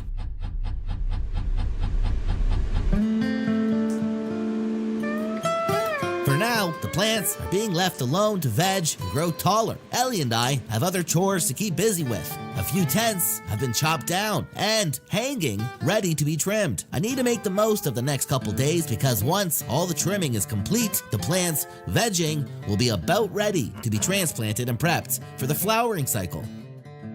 Before I get to that work, I need to do some canopy maintenance. This 4x2 tent is filling out fast, and all that additional foliage is creating a lack of airflow through the plants. I'm quickly going to run through each pheno with no rhyme or reason and give them a light defoliation. The 2 phenos of Holy Bananas are stretching considerably more than the other strains in here. They seem to be vigorously tall and long branching plant structures. I presume they will grow tall and fast once they get transplanted into large pots and given more space and light to grow. The plan is to fill out the 5x5 grow tent with just these 2 phenos. This 5x5 tent is prepped and ready to get his freak on. All the AC Infinity Cloud Ray fans have been cleaned to the best of my ability. The grow light hanging is the 500-watt Ion Frame Evo 6, designed to veg a 5x5 tent or flower a 4x4. I'll be pushing its recommendations to flowering this 5x5 grow space. The 2 phenos of Holy Bananas have been in their current 1.5 gallon pots for roughly 3 to 4 weeks. They have been surviving off the slow release amendments from prior transplant. The food in the soil was depleted during that time, and the soil is no longer left with any life to give. So it's transplant day once again. Now this is the final time these plants will go through the transplanting process, which means the soil's recipe this time around is slightly different. It will be geared towards plants entering the flowering stage. As plants get deeper into this flowering cycle, their demands for more phosphorus become stronger. So I'm using a recipe that fulfills those future plant requirements. Each plant needs to be cleaned up. I'm running up and down each pheno, removing all the bottom skirts. Anything that is going to be a waste of the plant's energy. The root structure these plants have built up is fairly robust. I need to prune these ones to give the bounded roots a chance to grow back outward into the fresh, new rich soil full of slow-release food. And a staple in any and every transplant I do is sprinkle mycorrhizae on the roots of the plant. This mycorrhizae helps jumpstart these plants into rooting faster and stronger. By building mycelium webs, connecting the roots to a bigger system that can uptake water and nutrients faster. The plants are going from 1.5 gallon plastic pots into a 7 gallon plastic pot, which they will be flowered in.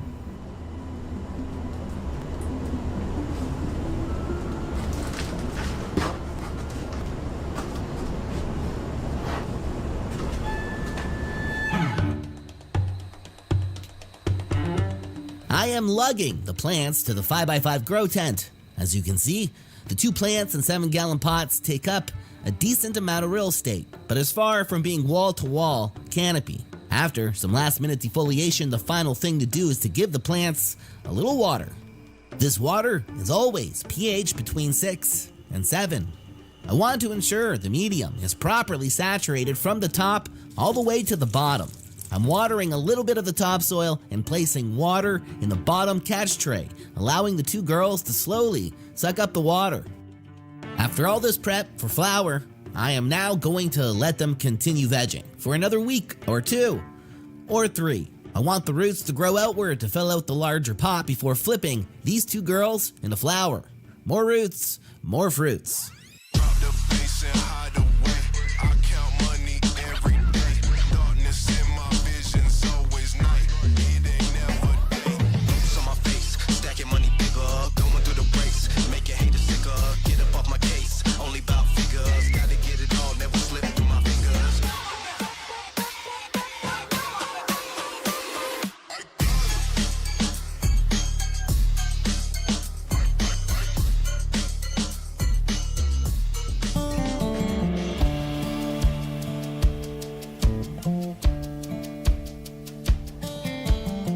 It's been 14 days, 2 whole weeks since the transplant. Without question, the roots have been thriving because both these plants have just been growing vigorously. They are drinking water and feeling light to the touch almost daily, which is a sign the roots down below are thriving. With all this growth, I'd argue it's about the perfect time to flip this 5x5 space into flower. In fact, both phenos are shooting out pistil hairs, just screaming they are ready to bloom. Considering these 2 girls are almost as tall as me, it shouldn't be too hard to fill this tent out wall to wall now. And my weapon of choice to do that is a trellis net. Before I start tying down the plant's branches and permanently placing the 2 holy bananas in a spot for the next 8 to 10 weeks, I need to once again somewhat prep them. They need to be cleaned up again. I'm going to run through the plants, plucking leaves that are asking for it. Anything that is just excess or blocking a lot of light or simply hindering airflow through the plants. At this point, the name of the game just becomes maintaining consistent environment and taking care of the canopy maintenance that will arise every few weeks. Other than that, the girls just need to be watered when they are light to the touch, and the plants will uptake food from the rich soil as they see fit. Simple, organic gardening that produces results I can't ignore.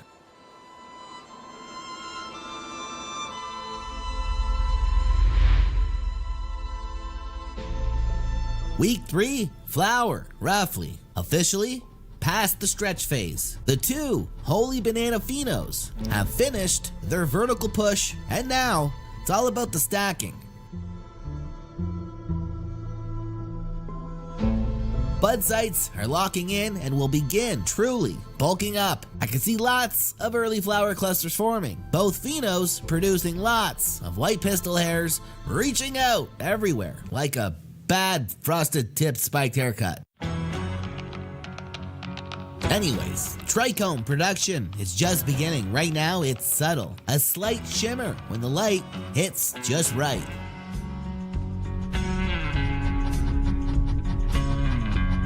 I'm noticing the canopy a little light and green. Plants this size seem to be drinking and consuming food faster than last time.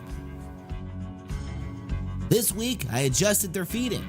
They are in need of nitrogen right this current moment and are demanding for a big bump in phosphorus. I am hitting them with a top dress feed of organic worm castings to ensure the microbial activity in the soil is healthy and thriving. And I am using a bloom heavy mix to support flower development. These girls are getting a healthy dose of Gaia Green's 2A4 Power Bloom, which is all these plants will want for the coming weeks of flower.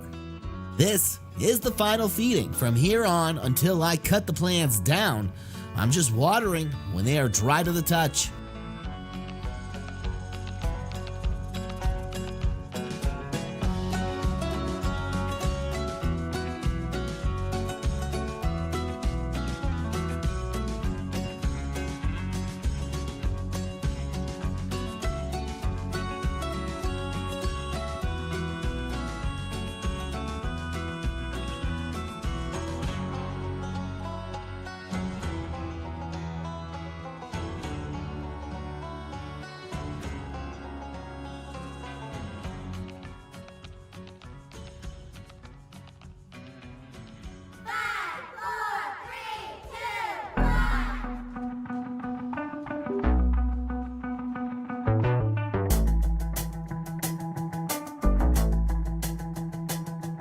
It's now the final week of flower. Currently, in the final days of week 8, I am opening the tent up to a temple of divine, the sanctuary of sticky, holy bananas in her final weeks of flower.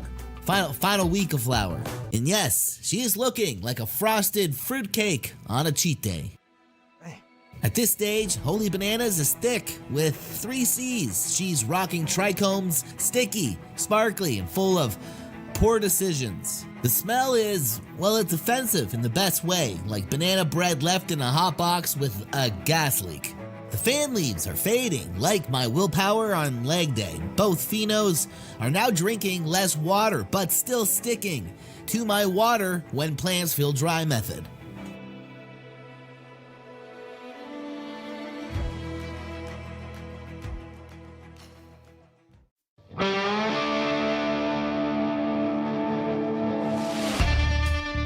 After 9 whole weeks of flower, these girls are screaming, "Cut me down, daddy," and who am I to say no? I took a peek at the trichomes, and guess what? They're looking milkier than your grandma's coffee. Some amber ones popping too. These buds are ripened for the picking.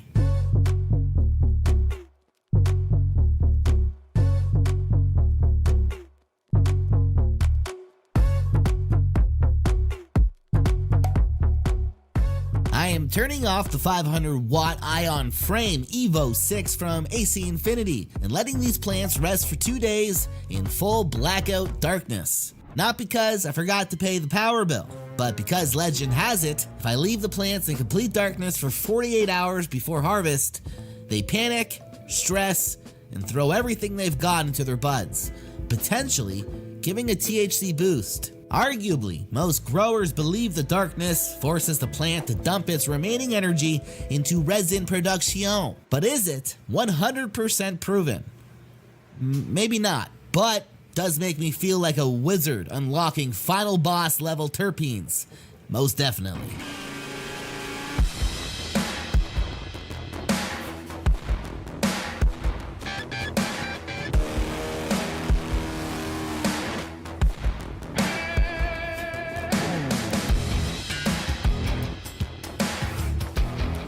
After months of love, light, and low-key plant whispering, Holy Bananas officially has reached the harvest day. Frostier than a Canadian winter, it smells like a banana pudding cup got into a wrestling match with a mango and a handful of potting soil. And everyone won.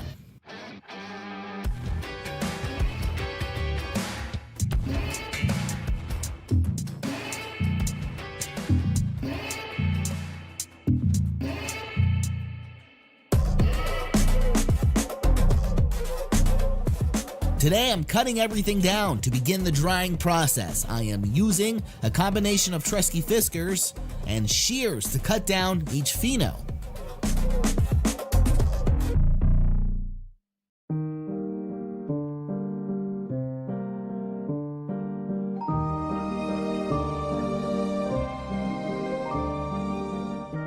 Branch by branch, leaving offshoots with each cut so I can easily hang the flowers upside down. I am mainly just gonna cut off the dead, dying, or large fan leaves with no resin off.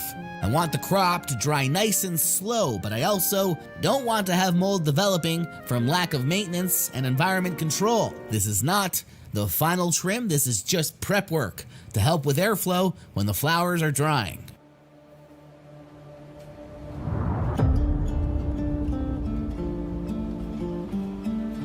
Now in this room, the Holy Bananas hangs in total darkness. These girls are thinking about their life choices, terpene profiles, and that one time I stripped them down just about naked. That was a naughty defoliation. Even I had to shower after that one. This somewhat climate-controlled jungle of dank, I am rocking almost a golden ratio here of humidity and temperature. I am in the range of 58 to 60% humidity and aiming to keep this room brisky in the low 60 Fahrenheits. Not too hot, not too moist or dry. I'm not turning these girls into banana chips. My goal is preserving every last terpsicle. Slow and steady is actually going to win this race. Any newbie who rushes this stage has ended up with weed that tastes like grass clippings and crushed dreams. This is one of the most underrated stages of the grow. Like every darn stage of growing, keep it consistent. Consistent environment day to day, which is done by utilizing equipment. On average, my dry periods is 10 to 14 days. Typically, around day 7 to 10 is when I do the snap tests. I bend branches, and if they snap, then I am Gucci. If it bends, then I wait longer. To get a head start on the workload of harvesting this crop, I may begin trimming it a day or two early. This will be by hand usually if I do it right. Richmond, Virginia, the story starts. 1848 on the Ides of March. Jackson Merriweather, born into the tether, to work the land and never live to see a dime.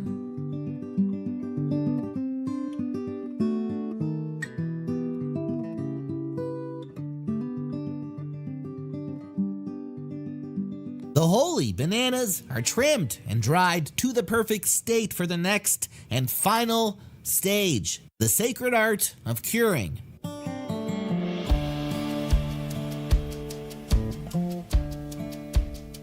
Now I enter into the holy temple of the mason jars. This is where terps blossom. I jar the flowers up into mason jars or any tight sealed container, preferably not a plastic sandwich bag. We are curing, not packing trail mix for lunches. I like to fill my containers 3/4 of the way, essentially leaving a little breathing room. For the first 2 weeks, I will burp pretty much daily. I open jars for just about 5 to 10 minutes to release moisture and gas, like spiritual flatulence. Curing takes a little time to fully take effect. If I really want that holy bananas flavor to pop into the creamy, earthy banana peel funk, I need a cure for at least a month. 2 to 3 months, it's just divine. Hit that like button like it owes you nugs. Subscribe for the next episode and hit me with your comments like I am your punching bag and you're swinging at your dick stepdad you just don't get along with. I'm curious if anyone has drying tips or drying fail stories they would like to share down below. Don't be selfish and let others learn from your mistakes. Until next time, thanks for growing with me and I'll talk to you in the comments.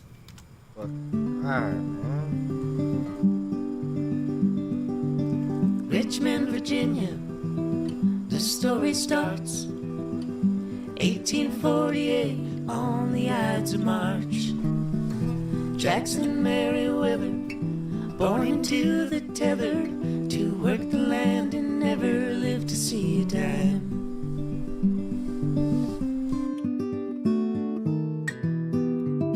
At this point, I'm convinced Mr. Canucks just don't post that shit unless it's super fire.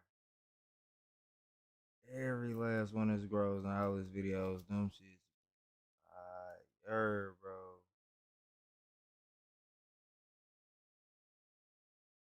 And obviously, he ain't getting lucky every grow. I'm thinking he just posting the fire shit, boy.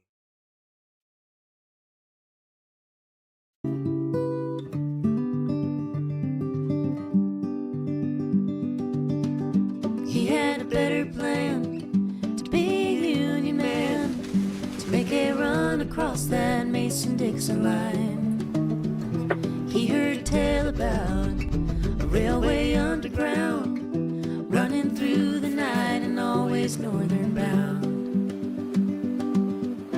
When I go, I'll die a free man, in a place where I belong.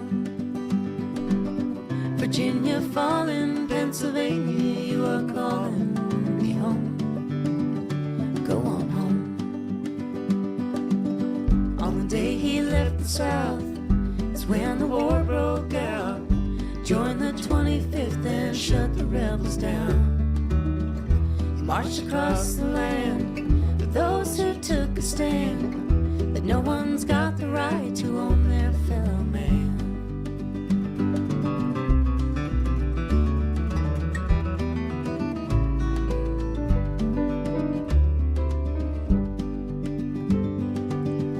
Spring of 65, came back to start life, work on his own time and learn to live again. He became a father, Scranton's finest barber, make his way out from the way that he came in. When I go, I'll die a free man, in a place where I belong. Virginia falling, Pennsylvania, you are calling me home. Go on home. Jackson Merriweather, his story told forever. The way you're born is never how you have to die. You can find him still, laid down in Forest Hill. You can hear him in the wind that shakes the pines. When I go, I'll die a free man, in a place where I belong. Virginia falling, Pennsylvania, you are calling me home. Go on home.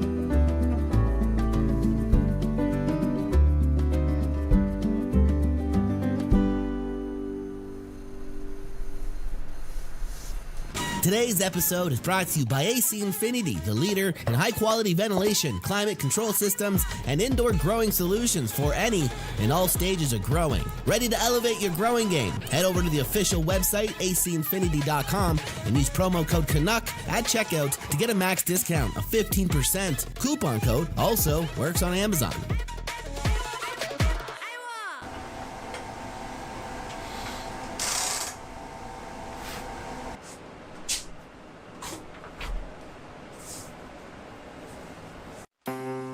This episode is sponsored by Gaia Green Organics, my go-to source for premium organic fertilizers and soil amendments. Gaia Green's all-natural products deliver the nutrients plants need to thrive. Fertilizers, which are crafted from sustainable, organic ingredients. Improve soil quality, support microbial life, and boost plants' health and yields without the use of harsh chemicals. Feed plants the way nature intended with Gaia Green Organics. Trusted by gardeners and professionals alike. And they are coming soon to the United States. Visit GaiaGreen.com for more information and to find your local dealer.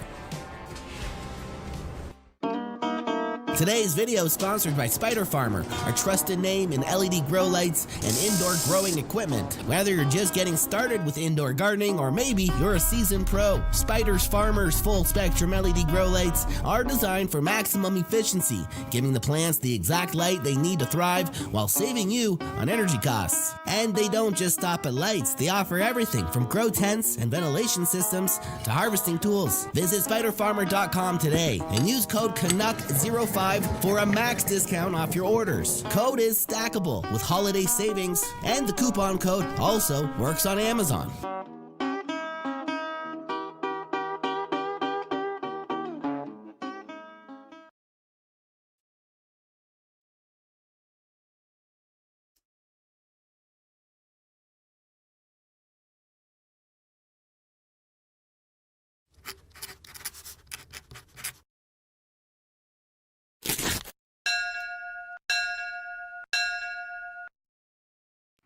Give me good wine, I'll get you good whiskey. Let's get a house in the country. Give me good weed, I'll get you good coffee. Let's get old by the evergreen tree.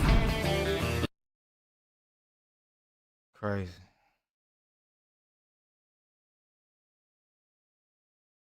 No. We should take it cereal. Videos.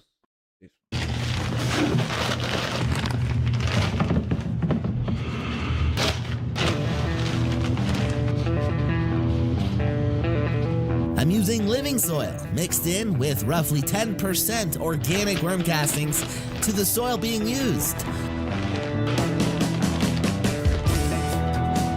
I am salad tossing in 444 all-purpose fertilizer at 3 tablespoons per 1 gallon of medium used, and a little added biochar as the cherry on top sort of thing. Not necessarily required to have the same results, just kinda helping create a richer, better soil for water and nutrient uptake.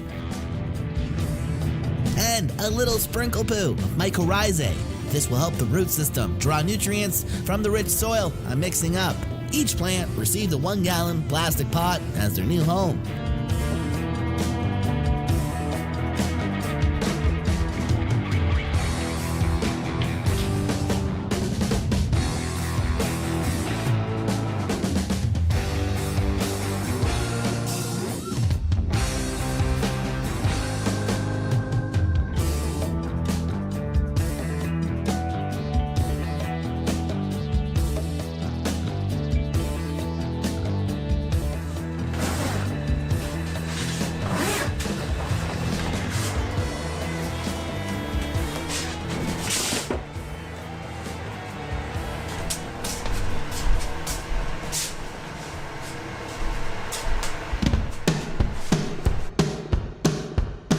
It doesn't take long before all the plants are fully back to a luscious, vibrant, healthy green. Hardened stems returning back to soft and malleable ones. But once again, I let them become overgrown, hungry plants. And a transplant is overdue again. I'm turning everything on from light to ventilation inside the 5x5 and 3x3 grow tent and getting them ready for some action. A few more AC Infinity oscillating fans have arrived to install. These fans have 10 speed settings, which on 10 can absolutely pump air through the garden's canopy, and is one of the few oscillating fan brands that seem to continuously oscillate without breaking down in a short period.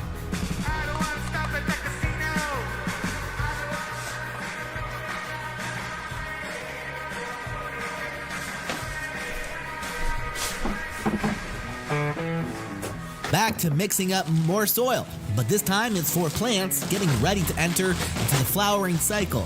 Starting off with the 1-2 punch, I'm using Gaia Green's living soil as my medium and adding in my worm castings at roughly 10% to the living soil being used. For the beginning of the flowering stage, I like to use a 50-50 ratio of both the 444 all-purpose and the 284 bloom. This is being added at 3 tablespoons per 1 gallon of medium used. And I'm going to sprinkle in more of the biochar soil builder. It's not a necessary must in this recipe, but it is most certainly still gonna help the cause of what I'm trying to do here. GrowTech was kind enough to supply some of this along with the Synergy mycorrhizae, so I'm using it. But do not think it's a must to have the same results. That's the thing about organic growing. There's plenty of amendments out there that you can add into this very recipe to make it your own. The staples I would not grow without would be the worm castings, the 444 all-purpose, as well as the 2A4 bloom. That's what you need on top of your soil base to go from start to finish. Okay, I have my rich soil mixed, and it's geared for the beginning weeks of the flowering cycle. I need to transplant everything into 5-gallon fabric pots, but first, each one needs to be defoliated, lollipopped, and well, just cleaned from head to toe. They have grown a considerable size in these 1 or 1.5 gallon plastic pots, which will make it easy to fill out the tents upstairs. The question is, how quickly can these plants recover from being depleted? After all, this is organic growing. Everything happens at a slower pace. After a sprinkle poo of Synergy mycorrhizae directly on the roots, the plant, along with the fresh, rich soil, is planted into 5-gallon fabric pots, which completes the transplant. And now I have more plants to do, so the process needs to be repeated. And for anyone wondering, I do mix up my recipes 1 bag of living soil at a time, mainly because of the bins I utilize to transplant are only so big. Most of the time, it's enough to do a few plants, but this time, I'm not sending 1 garden into flower. It's gonna be 2.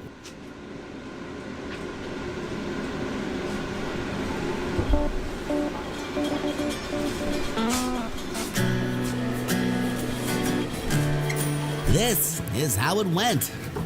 After throwing the plants into the grow tents and giving them some water, which is simply from my tap, left in buckets with aeration stones to dechlorinate for 1 day, the water is then pH down between 6 and 7. Anywhere in between there is cool.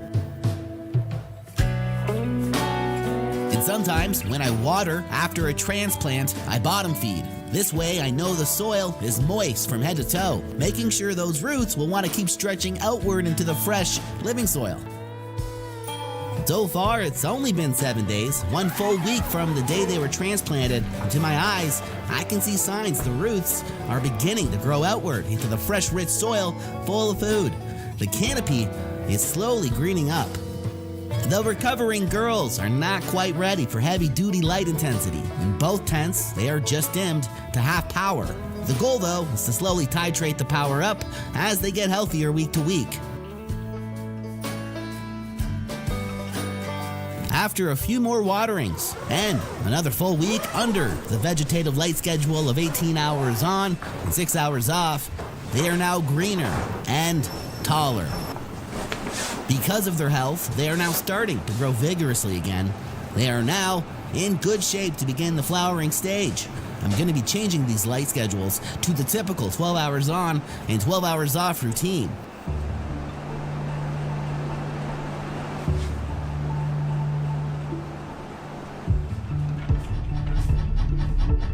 And I plan on getting them all trained down using a trellis net today.